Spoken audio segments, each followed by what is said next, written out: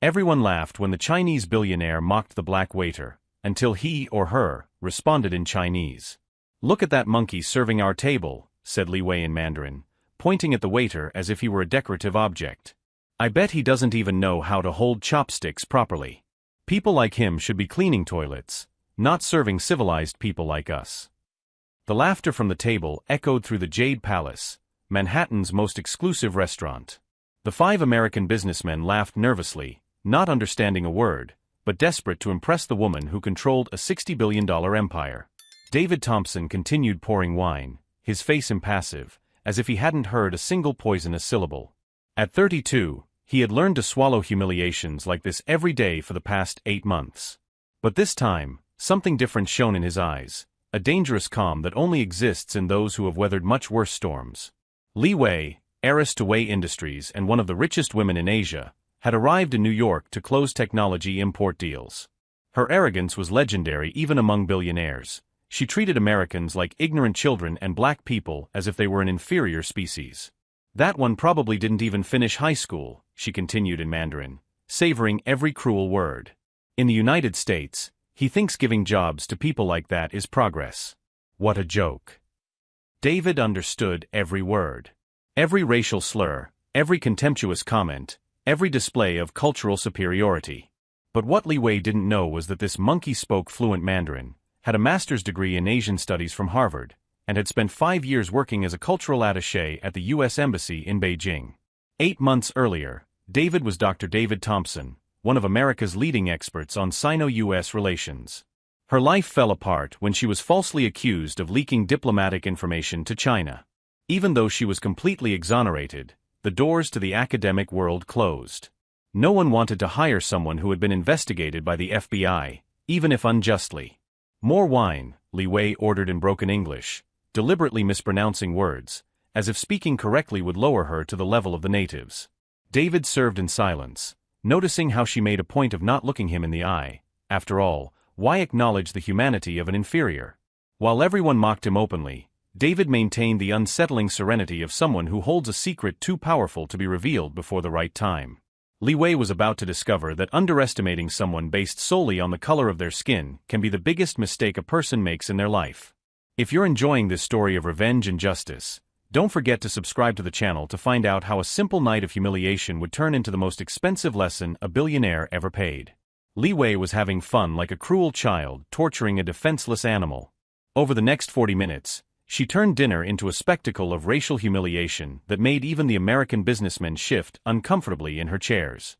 "This monkey must think he'll get a nice tip tonight," she said in Mandarin, pretending to adjust her napkin as David served the appetizer. In the United States, they think he thinks giving money solves the problem of racial inferiority. How naive. The 5 businessmen laughed nervously, not understanding a word, but sensing that something cruel was happening. Robert Hayes, CEO of the largest electronics importer on the East Coast, tried to change the subject several times, but Li Wei always returned his focus to David. "You Americans are pathetic," she continued, now alternating between Mandarin and English. "You think putting these people in real jobs is social progress. But just look at him, he can't even hold a tray without shaking." David wasn't shaking with fear. Her hands were shaking with contained rage, remembering how, just 9 months earlier, he had dined with the Chinese ambassador herself in Washington, discussing billion-dollar trade deals. At the time, Li Wei was probably at some socialite party in Shanghai, spending the money he inherited from his father. David's fall had been brutal and calculated. Dr. David Thompson was considered the foremost American expert on Chinese business culture. Her doctoral thesis on diplomatic protocols in Sino-American relations was required reading at universities around the world. At the age of 30, he was already coordinating negotiations between governments and speaking Mandarin with native fluency. Everything fell apart when Marcus Sterling, a jealous colleague at the State Department, planted false documents suggesting that David was passing confidential information to Beijing. The FBI investigation lasted 7 months, 7 months of public humiliation, sensational headlines, and friends turning their backs. When he was completely exonerated, the evidence against him revealed as obvious forgeries, it was too late. No one in the diplomatic world wanted to hire someone who had been investigated for espionage, even if unjustly. Marcus Sterling, naturally, received the promotion that should have been David's. "Bring the bill," Li Wei ordered in broken English, as if speaking correctly would be demeaning. "And tell that little girl I'm Li Wei from Wei Industries. Maybe he's heard of my family on television." David almost choked. Li Wei from Wei Industries. The same Li Wei with whom he had exchanged formal emails for 3 years, coordinating visits by trade delegations. The same Li Wei who had publicly praised his work at the embassy, calling him the American who really understands our culture. Of course she didn't recognize him. At the time, David wore $3,000 suits and frequented the same social circles as her. Now in his black waiter's uniform, he was invisible to someone like Li Wei, just another black worker serving her table. "You know what the problem with Americans is," she said in Mandarin, savoring every poisonous word. "You think democracy means everyone is equal. But the reality is that there are superior people and inferior people. It's the natural order of things." Her pointing directly at David. "That one, for example, probably has children from 3 different fathers and lives in an apartment with 10 other people. That's how these people live, in ignorance and promiscuity." Robert Hayes was visibly uncomfortable. "Li Wei, maybe we should focus on the contracts." "No," she interrupted, waving her jeweled hand. "Let me finish my American sociology lesson. You need to understand who you're dealing with when you do business with us." David continued serving, his face impassive, but internally every word was catalogued and filed away. Li Wei didn't know she was digging her own grave with every insult, every display of prejudice, every show of cultural arrogance. The worst came when she asked David to come closer to the table. "You," she said in English, pointing as if she were calling a dog. "What is your name?" "David, ma'am." "David," she repeated, testing the name on her tongue as if it were something unpleasant. "Have you ever heard of China, David? Do you know where it is on the map?" The businessmen were petrified. The situation had gone beyond all limits of acceptable embarrassment, even for men accustomed to the ruthless world of international business. "Yes, ma'am," David replied calmly. Li Wei laughed loudly. "How cute. He knows where China is." She turned to the table, speaking in Mandarin.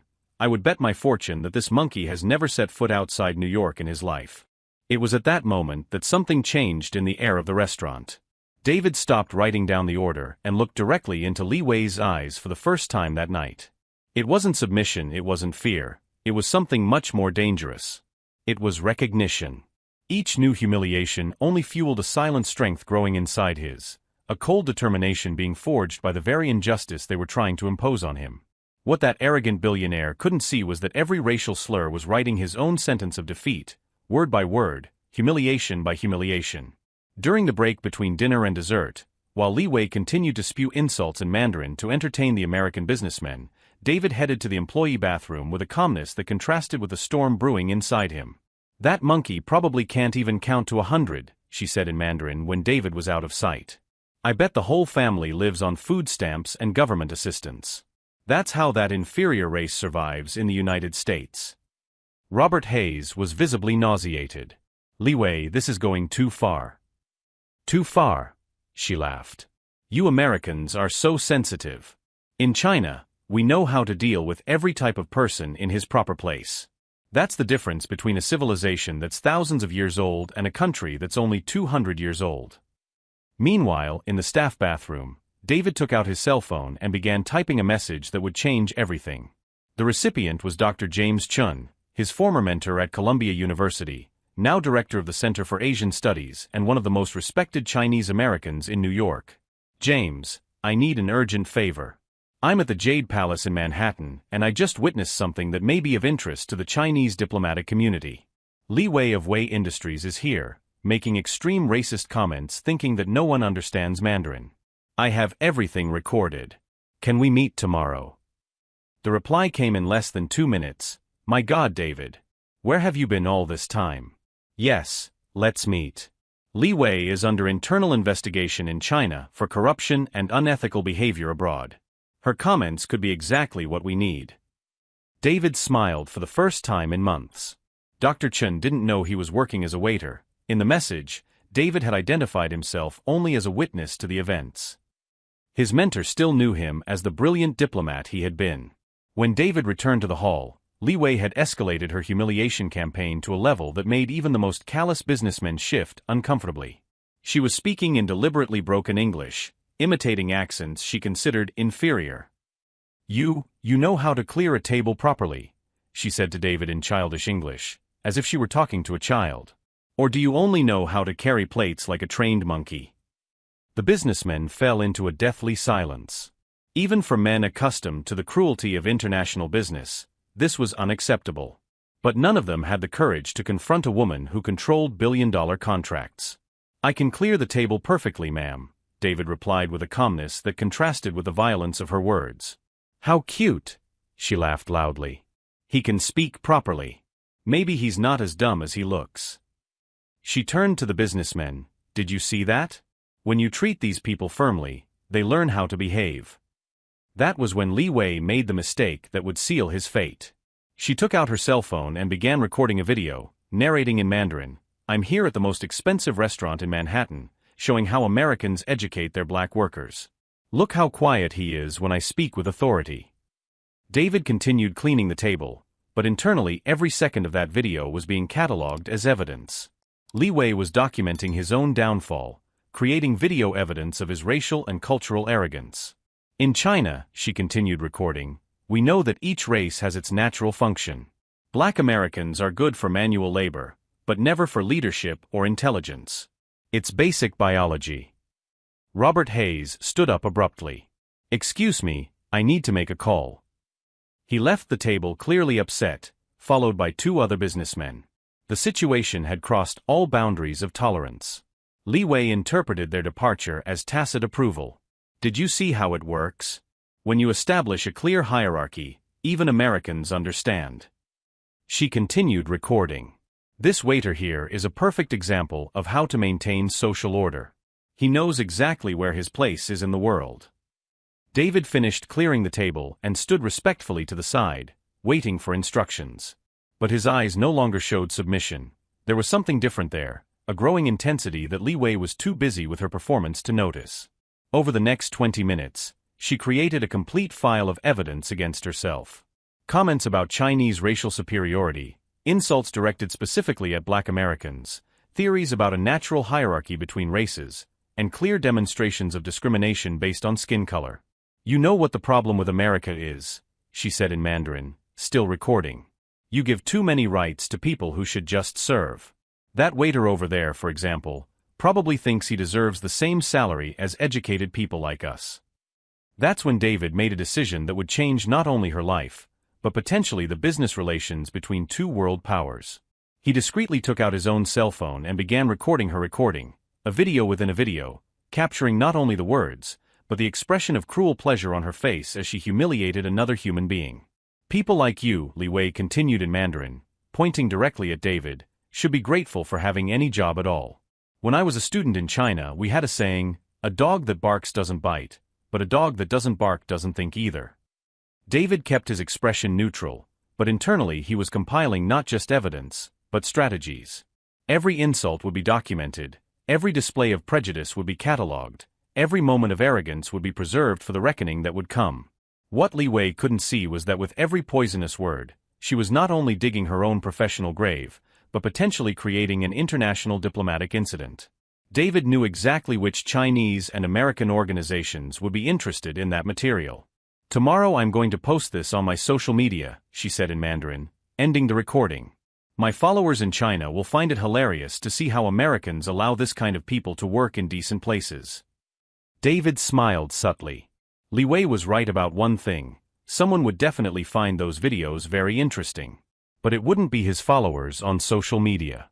As she put her phone away, satisfied with her cruel performance, David continued serving with the patience of a man who knows that true justice sometimes needs to be prepared slowly, like a fine dish being carefully seasoned before being served.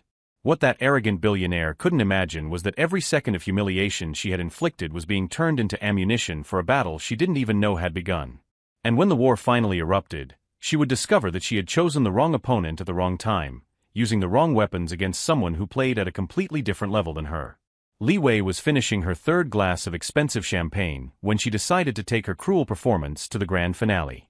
The few American businessmen remaining at the table were visibly uncomfortable, but she interpreted this as admiration for her cultural superiority.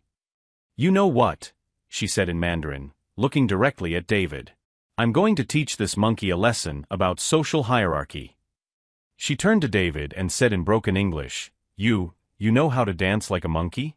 I want to see funny show." It was at that moment that David Thompson made the decision that would change everything. He stopped clearing the table, straightened his shoulders, and for the first time that evening smiled, a smile that made Robert Hayes choke on his wine. "Ms. Li Wei," David said in perfect Mandarin, her pronunciation more elegant than his, "I believe you are confusing this establishment with a zoo." The silence that fell over the restaurant was deafening. Li Wei was completely paralyzed, his face turning every shade of white imaginable. The words in fluent Mandarin coming out of David's mouth were like lightning striking her in the chest. What did you say?"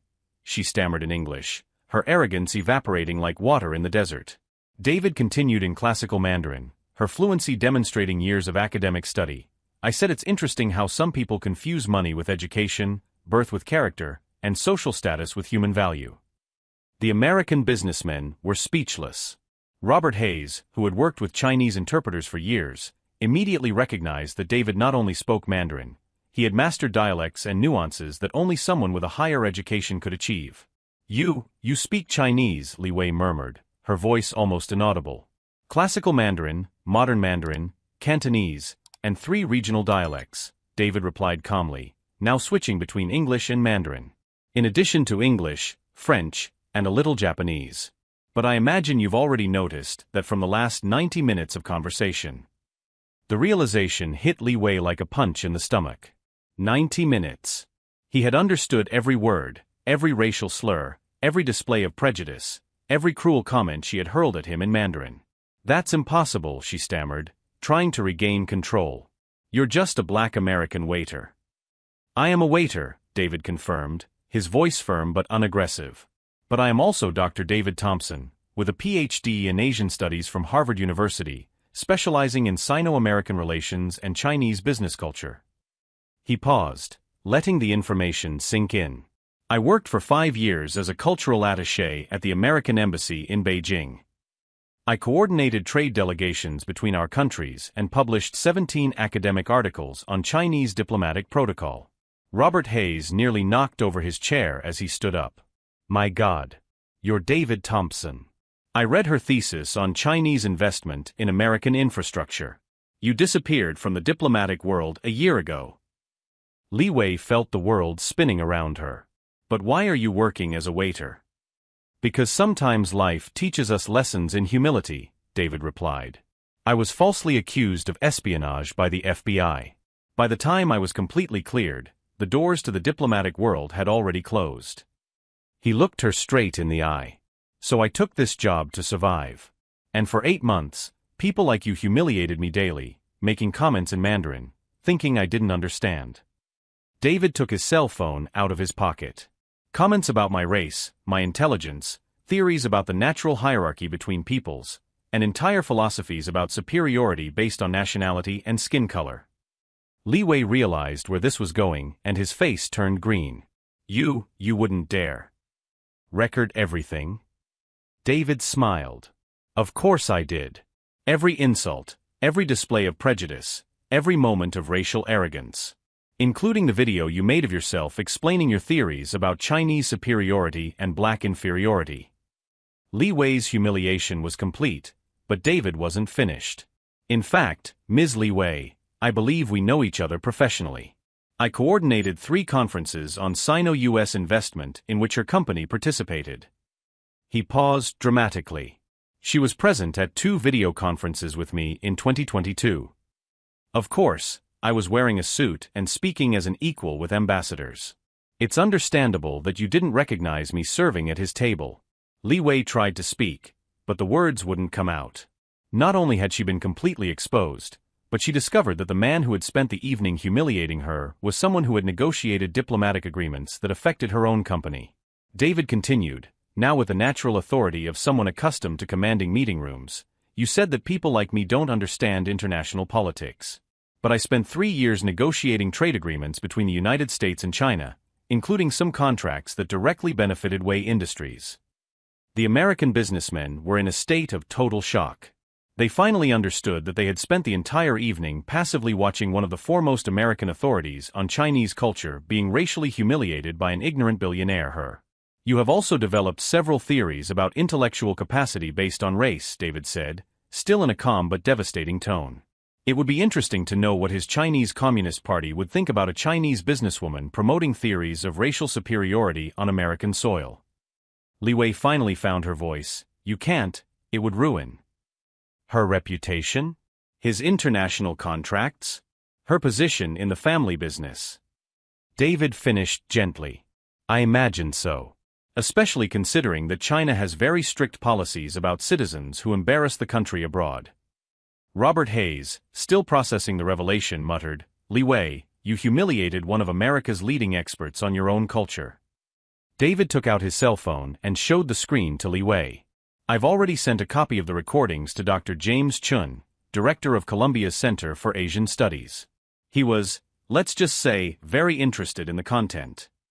The screen showed a message from Dr. Chin. David, this is explosive. The Chinese consulate needs to see this immediately. Li Wei may have created an international diplomatic incident. I also sent it to the Chinese Business Association in the United States. David continued calmly. They have a very strict code of ethics regarding member behavior on foreign soil. Li Wei was sweating cold. Her company depended on international contracts, and any racial scandal could cost billions in cancelled deals. Worse still, the Chinese government did not tolerate citizens who created diplomatic problems. Please, she whispered, all her arrogance evaporated. I didn't know who he was. And that would justify his treatment if he were really just a waiter? David asked, his question echoing through the silent restaurant. Does human dignity depend on a diploma or a bank account? The restaurant manager, who had been watching from a distance, approached the table. Mr. Thompson, he said with renewed respect, I didn't know his background. From now on, our policy will be very different. David nodded. Thank you. But this isn't about me. It's about how we treat people we consider different, when we think we can act without consequences. Li Wei tried one last time. Dr. Thompson, maybe we can come to an agreement. An agreement? David smiled sadly. Ms. Li Wei, for 8 months, dozens of people like you humiliated him thinking he was just another ignorant worker. Every insult was catalogued, every display of prejudice documented. He put his phone away. The only thing I want now is for her to leave here knowing that she has been intellectually destroyed by a black American man he considered trash. And may that lesson stay with her for the rest of her life. Li Wei stood up from the table with trembling legs, her arrogance replaced by pure panic. She knew that when those videos reached the right circles in China and the United States, her career would be over. David remained calm and dignified until the end, proving that true strength does not come from money or status, but from character. As Li Wei left the restaurant carrying the weight of the greatest humiliation of her life, one question hung in the air. Was it possible for someone so consumed by prejudice to learn anything, or do some people simply need to learn the hard way that arrogance always comes at a price? 3 months after that night at Jade Palace, both of their lives had changed completely, but in opposite ways. Li Wei woke up once again to devastating headlines. Billionaire heiress loses $800 million in contracts after racist videos, read the Wall Street Journal. The Chinese consulate had issued an official statement distancing itself from her remarks, and Wei Industries lost 70% of his U.S. contracts in just 2 weeks. The family has decided that you need some time to reflect, his uncle said in Mandarin during a tense video conference. His executive privileges are suspended indefinitely. The woman who had arrived in New York as a queen was returning home as a corporate pariah. Meanwhile, David Thompson had become an international phenomenon. The video of the confrontation went viral with over 50 million views, turning him into a global symbol of dignity in the face of prejudice. Universities in 3 countries invited him to speak, and the State Department offered her old position back, with a promotion and a 60% raise. It wasn't about revenge, David explained in an interview with CNN. It was about showing that human dignity is priceless and that education can be found where we least expect it. He agreed to return to diplomacy, but kept 1 day a week at Jade Palace, now as a senior advisor and minority partner. The restaurant became a pilgrimage site for human rights activists. Customers from around the world came to see the place where a waiter had taught a billionaire a lesson in humility. The movement led to the creation of the David Thompson Protocol, zero-tolerance policies against discrimination in commercial establishments. Li Wei made a final public appeal, recording a video apology that only made her situation worse. "I apologize for my unfortunate comments," she said in halting English. But social media was merciless. "Not unfortunate, racist. He's only apologizing because he got caught. Privilege doesn't buy character." 6 months later, during a conference on corporate diversity, David ran into Robert Hayes, one of the businessmen who had witnessed everything. "David, you taught us that underestimating people is the biggest business mistake there is," Hayes said, shaking his hand with genuine respect. Li Wei, meanwhile, lived in seclusion in Shanghai, his arrogance replaced by social isolation.